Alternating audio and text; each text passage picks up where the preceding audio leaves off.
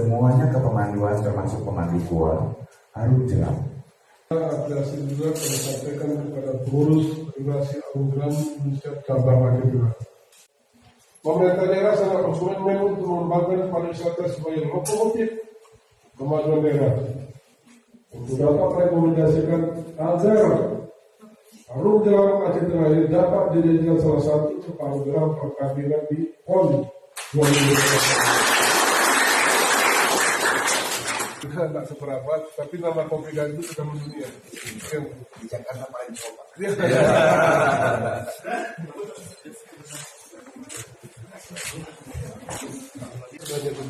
Iya. Tapi ini bagus. Karena kanan kiri kamu.